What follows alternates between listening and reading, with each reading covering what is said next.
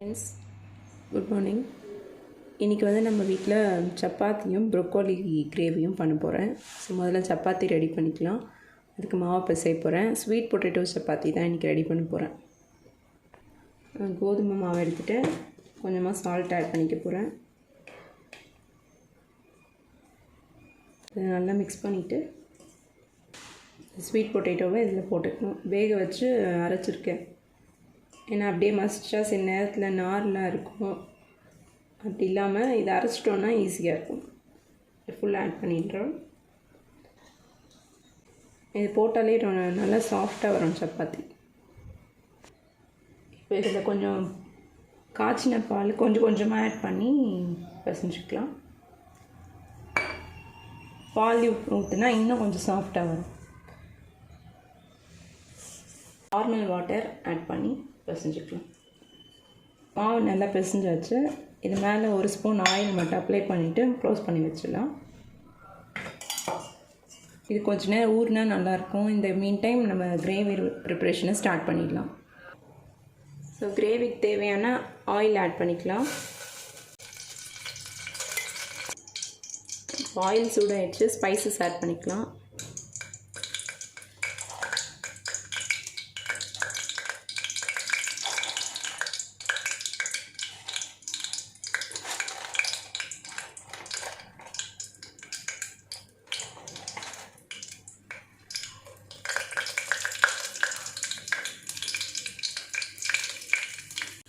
கறி லீவ்ஸ்,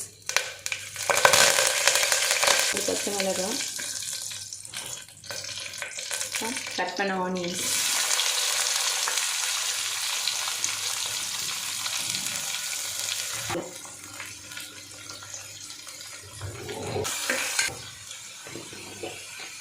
கொஞ்சமாக மஞ்சள் தூள் ஆட் பண்ணிக்கோங்க. உப்பு ஆட் பண்ணிக்கோங்க. ஸோ வெங்காயம் ஈஸியாக குக் ஆகும். இப்போ ஒரு spoon ginger garlic paste add பண்ணிக்கோங்க. இப்போ மசாலா ஐட்டம்ஸ் ஆட் பண்ணிக்கலாம். முதல்ல கொஞ்சமாக கரம் மசாலா போட்டிருக்கேன். இது தேவையான அளவு சில்லி பவுடர், ஜீரா பவுடர் கொஞ்சமாக, மல்லித்தூள் கொஞ்சம், பெப்பர் ஆட் பண்ணிக்கிறேன். ஸோ போட வேண்டிய மசாலா எல்லாம் போட்டாச்சு. இதை கொஞ்சம் நல்லா ஃப்ரை பண்ணி மசாலா நல்லா குக் ஆகிடுச்சு. இப்போ டொமேட்டோ ஆட் பண்ணிக்கலாம்.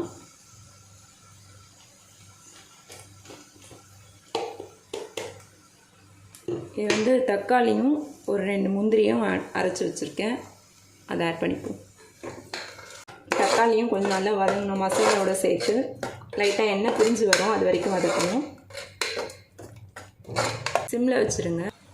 இந்த டைமில் கொஞ்சமாக கர்ட் ஆட் பண்ணிக்கோங்க. It gives richness. இது பார்த்திங்கன்னா ஹாட் வாட்டரில் சால்ட் அப்புறம் கொஞ்சம் மஞ்சத்தூள் போட்டு சோக் பண்ணிவிட்டு அதுக்கப்புறம் வாஷ் பண்ணி வச்சுருக்கேன் ப்ரொக்கோலி. இதை ஆட் பண்ணிப்போம்.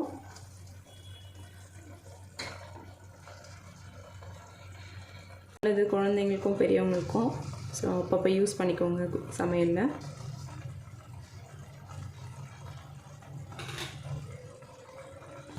இது கூட இப்போ கொஞ்சமாக க்ரீன் பீஸ் ஆட் பண்ணிக்கிறேன்.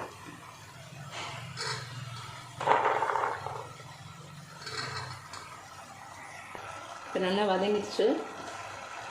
கொஞ்சமாக வாட்டர் ஆட் பண்ணிக்கலாம். ஸோ உங்களுக்கு திக் கிரேவியாக வேணும்னா கொஞ்சமாக ஆட் பண்ணிக்கோங்க. நான் கொஞ்சம் செமி கிரேவியாக வைக்கிறேன்.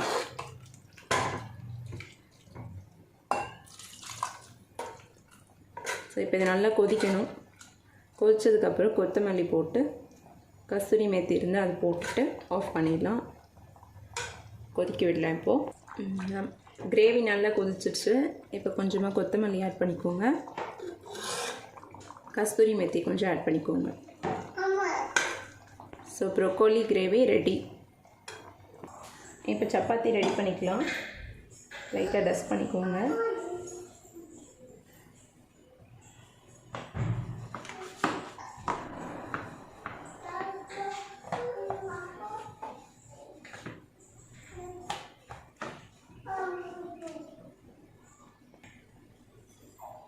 லைட்டாக ஆயில் அப்ளை பண்ணிக்கோங்க.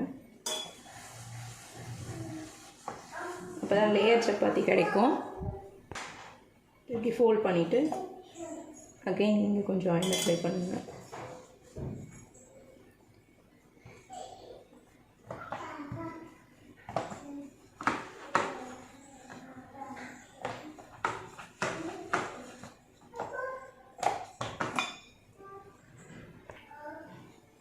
இப்போ சப்பாத்தி போட்டுடலாம்.